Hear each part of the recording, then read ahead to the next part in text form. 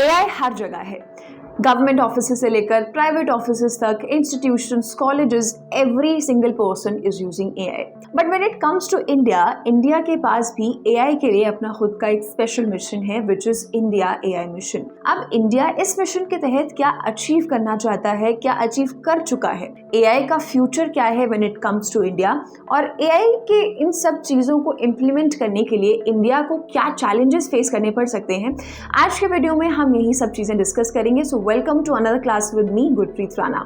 सबसे पहले बात करेंगे कि इंडिया का ये एआई मिशन एक्चुअली में है क्या। इस मिशन की अगर बात की जाए तो इंडिया इसके तहत एक रॉबस्ट एआई कंप्यूटिंग इंफ्रास्ट्रक्चर बनाना चाहता है। जैसा साउंड कर रहा है सिमिलरली वैसा ही हर कंट्री चाहती है कि खुद की एआई टेक्नोलॉजी में वो लीड करे, ग्लोबल लीडर बने, क्योंकि एआई एक इमर्जिंग टेक्नोलॉजी है। हर कंट्री कुछ ना कुछ करना चाहती है। लाइकवाइज इंडिया भी अपने एआई मिशन के तहत यही अचीव करना चाहता है, एक एआई कंप्यूटिंग इंफ्रास्ट्रक्चर हमारे पास हो ताकि हम अपनी डेटा क्वालिटी को इन्हांस कर सकें, उसको और बेहतर कर सकें, और साथ ही हम खुद की एआई टेक्नोलॉजीज को डेवलप कर सकें। बिकॉज चैट जीपीटी, ग्रोक, ये सब टेक्नोलॉजीज बहुत अच्छी हैं, लेकिन ऑफकोर्स फॉरेन टेक्नोलॉजीज़ हैं। तो इंडिया चाहता है कि इस मिशन के तहत हमारी खुद की टेक्नोलॉजीज़ हों, हमारे पास इतनी सारी लैंग्वेजेस हैं टू वर्क अपॉन, इतने सारे डेटा सेट्स हैं टू वर्क अपॉन। तो इस मिशन के तहत इंडिया चाहता है कि हमारी खुद की एआई टेक्नोलॉजीज आएँ, हमारा खुद का एआई कंप्यूटिंग इंफ्रास्ट्रक्चर हो। इसके लिए अभी तक यूनियन कैबिनेट ने 10,372 करोड़ रुपीज़ जो है इस मिशन के लिए ऑलरेडी अप्रूव कर दिए हैं, और कई इंस्टॉलमेंट्स पे जो है इस मिशन में पैसा जो है वो खर्च किया भी जा रहा है। अब हम इस वीडियो में आगे जब चलते जाएंगे तो हम देखेंगे कि इंडिया अब तक इसमें क्या अचीव कर चुका है, क्या इनिशिएटिव जो है वो निकाल चुका है, क्या एआई मॉडल्स इंडिया निकाल चुका है, प्लस इंडिया इस मिशन के तहत अचीव क्या करना चाहता है, फ्यूचर क्या होने वाला है इंडिया का, रिपोर्ट्स में क्या कहा गया है, और चैलेंजेस क्या हैं। तो बस यही सब चीज़ें आज के वीडियो में रहेंगे। तो अब चलते हैं कि इसके कंपोनेंट्स क्या हैं, बेसिकली इस मिशन के तहत इंडिया अचीव क्या करना चाहता है। सबसे पहला तो है इसका एक component, India AI compute capacity. Now before we delve into it, मैं आपको दो टर्म्स बताना चाहती हूँ। एक तो होता है जीपीयू। जब आप एआई के बारे में जान रहे हैं तो जीपीयू आपको ज़रूर पता होना चाहिए, और एक आपको पता होना चाहिए एलएलएम, बिकॉज ये दोनों ऐसे टर्म्स हैं जो मैं थ्रू आउट वीडियो यूज़ करूँगी। तो मैं चाहती हूँ कि मैं पहले ही क्लियर कर दूँ कि जीपीयू क्या होता है। तो सीपीयू सबको पता है, सबने कंप्यूटर चलाया हुआ है, सबको पता है कि सीपीयू क्या होता है। तो सीपीयू का ही एक एडवांस वर्जन होता है जीपीयू। जीपीयू एआई में बहुत ज़्यादा इंपॉर्टेंट होता है, बिकॉज एआई में बहुत सारे कॉम्प्लेक्स टास्क परफॉर्म करने होते हैं, स्पीड में करने होते हैं, मल्टीपल टास्क जो है एक ही टाइम फ्रेम में एग्जीक्यूट करने होते हैं। सीपीयू का काम क्या होता है कि हाँ, एक टास्क दे दिया तो वो एक टास्क को परफॉर्म कर रहा है, लेकिन जीपीयू जो है, जो आपका ग्राफिक्स प्रोसेसिंग यूनिट है, वो मल्टीपल टास्क्स को एक साथ परफॉर्म कर सकता है। चिप ही होती है ये भी, लेकिन ये बहुत ज़्यादा एआई के लिए बहुत ज़्यादा इंपॉर्टेंट होता है। उसके बाद आता है एलएलएम। इसकी बात करें तो ये होता है लार्ज लैंग्वेज मॉडल। ये एडवांस्ड एआई मॉडल्स होते हैं जो कि टेक्स्ट पे भी रिस्पॉन्ड कर सकते हैं, जो इमेजेस भी समझ सकते हैं, जो ऑडियो भी समझ सकते हैं, जो वीडियो भी समझ सकते हैं, राइट। तो ये अलग अलग तरह का डेटा जनरेट कर सकते हैं, उन्हें समझ सकते हैं। नॉट जस्ट टेक्स्ट, सिर्फ टेक्स्ट ही नहीं, ये सब तरह के डेटा को समझ सकते हैं और जनरेट भी कर सकते हैं। तो ये दोनों ही एआई में बहुत ज़्यादा ज़रूरी है। अभी जब हम कॉम्पोनेंट्स डिस्कस करेंगे तो भी इनके बारे में हम देखेंगे। तो सबसे पहला है component India AI compute capacity, because इसके तहत इंडिया चाहता है कि 10,000 जीपीयूज यानी ग्राफिक्स प्रोसेसिंग यूनिट्स या उससे ज़्यादा हमारे पास जो है इस मिशन के तहत हम डेवलप करना चाहते हैं, ताकि हमारा इंफ्रास्ट्रक्चर जो है वो और सॉलिड हो सके। इसके बाद आ जाता है इंडिया इनोवेशन सेंटर। इसके तहत इंडिया चाहता है कि indigenous large multi modal models develop किए जाएं, फाउंडेशनल मॉडल्स जो हैं अलग अलग सेक्टर्स के लिए डेवलप किए जाएं। इसके अलावा एक और कंपोनेंट आ जाता है इस मिशन में, India AI data sets platform. इस प्लेटफॉर्म के जरिए इंडिया चाहता है कि जो स्टार्टअप्स हैं, जो रिसर्चर्स हैं, उनको डेटा जो है वो इजीली मिल सके। तो ये ऐसा प्लेटफॉर्म बनाया जाएगा जिसके ज़रिए स्टार्टअप्स और रिसर्चर्स को जो है ना, नॉन पर्सनल डेटा सेट्स वो इजीली एक्सेस कर पाएंगे। What is non personal data sets? Basically हमारे पास इतनी सारी अलग अलग इंडियन लैंग्वेजेस हैं, तो उसके लिए हमें बहुत सारे डेटा सेट्स की ज़रूरत होगी, ताकि यही डेटा सेट्स हम एआई को फीड करेंगे और फिर वो जो है रिस्पॉन्स को जनरेट करेगा। तो ये डेटा सेट्स हमारे लिए बहुत ज़्यादा क्रूशियल हैं अगर हम खुद की एआई टेक्नोलॉजीज़ को बनाना चाहते हैं। तो ऐसे में non non personal data sets यानी कि आपका फ़ोन नंबर, आपका मोबाइल नंबर, ये सब कुछ नहीं, आपकी पर्सनल इन्फॉर्मेशन को छोड़ के बाकी जो डेटा है वो सारे डेटा सेट्स जो हैं वो बनाए जाएं और वो एक प्लेटफॉर्म पे सारे अवेलेबल हो ताकि स्टार्टअप्स और रिसर्चर्स क्या है उनको ईजिली एक्सेस कर सके। उसके बाद है इंडिया एआई फ्यूचर स्किल्स। इस इनिशिएटिव के तहत इंडिया चाहता है कि एआई एजुकेशन को और ज़्यादा एक्सपैंड किया जाए, चाहे वो किसी पीजी कोर्स से किया जाए, चाहे किसी अंडर ग्रेजुएट कोर्स से किया जाए, चाहे कोई पीएचडी कोर्सेज के लिए लेकर आया जाए। तो बेसिकली इंडिया चाहता है कि इस तरीके के कोर्सेज आएँ ताकि एआई के एजुकेशन को और ज़्यादा बढ़ाया जा सके, ताकि ज़्यादा से ज़्यादा लोग एआई में और ज़्यादा स्किल्ड हो। इसके साथ साथ इंडिया में छोटे शहरों में डेटा और एआई लैब्स भी साथ साथ में इसी इनिशिएटिव के तहत सेटअप किए जाएंगे। इसके अलावा बात करें तो आ जाता है इंडिया एआई स्टार्टअप फाइनेंसिंग। इसके जैसा कि नाम से पता चल रहा है कि स्टार्टअप्स को फाइनेंस करने के लिए ये इनिशिएटिव जो है निकाला जाएगा इसी मिशन के तहत। रिमेंबर हम सारे कंपोनेंट्स अभी डिस्कस कर रहे हैं, अगर किसी के लिए कंफ्यूजिंग हो रहा है तो। So India startup financing basically means कि हम स्टार्टअप्स को ईजी एक्सेस जो है फंडिंग की कैसे दे सके, उसके लिए ये इनिशिएटिव जो है अब वो निकाला जाएगा। ये भी एक कंपोनेंट है ताकि अलग अलग प्रोजेक्ट्स को सपोर्ट किया जा सके। इसके अलावा इसका एक और कंपोनेंट है India AI application development initiative. इसके तहत बेसिकली गवर्नमेंट चाहती है कि अलग अलग सेक्टर से, मान लो एजुकेशन, हेल्थ केयर, एग्रीकल्चर, इन सभी सेक्टर्स से कुछ रियल प्रॉब्लम्स जो हैं आइडेंटिफाई किए जाएं और उन प्रॉब्लम्स को एआई के जरिए सॉल्व किया जाए। तो ये भी एक कंपोनेंट जो कि इंडिया एआई मिशन के तहत लॉन्च किया जाएगा और गवर्नमेंट चाहती है कि इन सब कंपोनेंट्स पे जो है गवर्नमेंट काम करना चाहती है when it comes to AI in India. अब बात कर लेते हैं कि गवर्नमेंट ने अब तक क्या किया है, इंडिया ने अभी तक एआई में क्या अचीव कर लिया है, किस तरीके के मॉडल्स वो निकाल चुका है और क्या इससे रिलेटेड न्यूज़ है। सबसे पहले तो मैं आपको बता दूं कि अभी रिसेंटली एक न्यूज़ आई थी स्टैनफोर्ड की, जिसमें ये रिवील किया गया है कि इंडिया को 2024 में 2024 में $1.6 बिलियन की जो है ना प्राइवेट इन्वेस्टमेंट मिली है। यानी कि प्राइवेट इन्वेस्टमेंट के जरिए इंडिया के पास एआई सेक्टर में $1.6 बिलियन आए हैं और इसमें इंडिया जो है, अगर प्राइवेट इन्वेस्टमेंट की बात करें तो इंडिया 12th स्पॉट पर आ जाता है ओवरऑल, ये रिपोर्ट में बताया गया है। इसके अलावा ये भी कहा गया है कि 2013 से लेकर 2024 में जो है ना इंडिया के पास प्राइवेट इन्वेस्टमेंट कितना आया है when it comes to AI, तो वो आया है $11.29 बिलियन का इन्वेस्टमेंट जो है इंडिया के पास प्राइवेट इन्वेस्टमेंट के जरिए आया है फ्रॉम 2013 टू 2024। इसके अलावा ये भी बोला गया है रिपोर्ट में कि इंडिया के पास 240 जनरेटिव एआई स्टार्टअप्स हैं। तो अगर ओवरऑल देखा जाए तो गवर्नमेंट जो है ना इंडिया में एआई को इम्प्रूव करने के लिए, उसको एआई रिसर्च को फॉस्टर करने के लिए कई सारे सेंटर ऑफ एक्सीलेंस भी सेटअप कर चुकी है, खुद के बहुत सारे फाउंडेशनल मॉडल्स भी निकाल चुकी है, एलएलएम्स भी निकाल चुकी है। अब देखते हैं कि किस किस तरह के मॉडल्स हैं। सबसे पहले तो आ जाता है इंडियाज फाउंडेशनल एलएलएम्स, जो हमने सबसे पहले डिस्कस किया था। एलएलएम्स में बात करें तो अभी रिसेंटली ये न्यूज़ आई थी कि इंडिया में जब हम एआई की बात कर रहे हैं तो 180 प्रपोजल्स जो हैं ministry of information and technology के पास आए हैं रिलेटेड टू एलएलएम्स। यानी कि ऐसे इन्वेस्टर्स या ऐसे लोग, ऐसे इंडिविजुअल्स के प्रपोजल्स आए हैं, 180 प्रपोजल्स आए हैं जो कि एलएलएम्स जो हैं वो डेवलप करना चाहते हैं। तो ये एक अच्छी न्यूज़ है कि इसमें ये इनिशिएटिव देखने को मिल रहा है। गवर्नमेंट ने रिसेंटली प्रपोजल्स को ओपन किया था, दे वर एक्सेप्टिंग द प्रपोजल्स और 180 प्रपोजल्स इसमें हमें देखने को मिले हैं। So it is a good lead. उसके अलावा आ जाता है digital India Bhashini. Digital India Bhashini की बात की जाए तो ये आपका ऑफकोर्स एक एआई टूल है। इसके ज़रिए इंडियन लैंग्वेजेस में कंटेंट क्रिएट किया जा सकता है, अलग अलग इंडियन लैंग्वेजेस को ये सपोर्ट करता है और बेसिकली इसके ज़रिए डिजिटल सर्विसेज और इंटरनेट सर्विसेज को आप अपने इंडियन लैंग्वेजेस में एक्सेस कर सकते हैं। तो ये भाषिनी टूल जो है एआई टूल है, इसे गवर्नमेंट लॉन्च कर चुकी है। ये एक इंडिया का इनिशिएटिव है। साथ ही इसमें वॉइस बेस्ड एक्सेस भी है, यानी कि आप बोल के भी एआई से अपना काम करवा सकते हैं।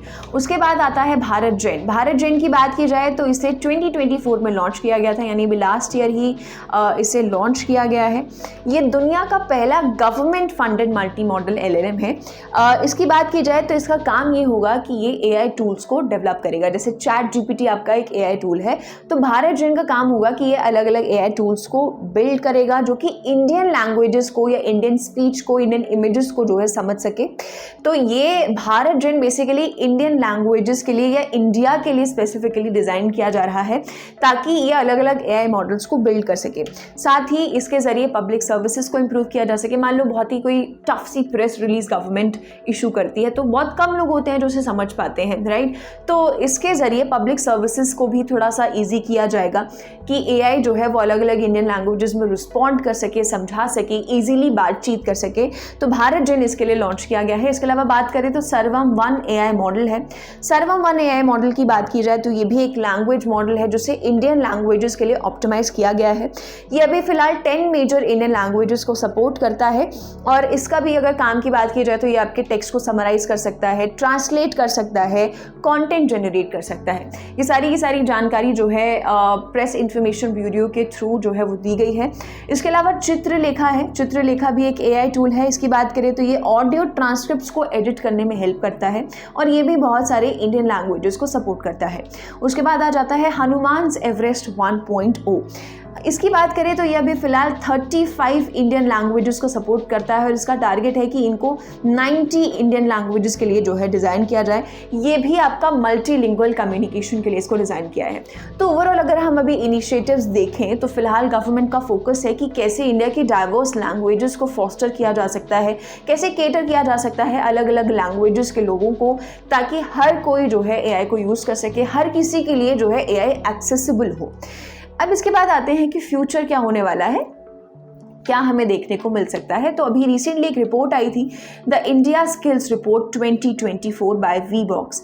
इस रिपोर्ट में कहा गया है कि जो इंडिया की AI इंडस्ट्री है वो $28.8 बिलियन तक पहुंच जाएगी बाय 2025, यानी कि दिस ईयर। इस साल तक इंडिया की जो AI इंडस्ट्री की वैल्यूएशन होगी वो 28.8 बिलियन तक पहुंच जाएगी और इसका CAGR रहेगा 45%, विच इज़ ह्यूज। इसके अलावा बात करें तो ये भी कहा गया है रिपोर्ट में कि इंडिया में AI प्रोफेशनल्स की जो डिमांड है वो 1 मिलियन तक पहुंच जाएगी बाय 2026, यानी कि आने वाले समय में AI प्रोफेशनल्स की डिमांड जो है वो हमें बढ़ती हुई नजर आएगी और 1 मिलियन तक पहुंच जाएगी। अब आगे चलते हैं और बात करते हैं कि इससे रिलेटेड चैलेंजेस क्या हैं। सबसे पहला और सबसे बड़ा चैलेंज है लिमिटेड GPU अवेलेबिलिटी। सबसे पहले ही वीडियो में हमने डिस्कस किया था कि GPU क्या होता है।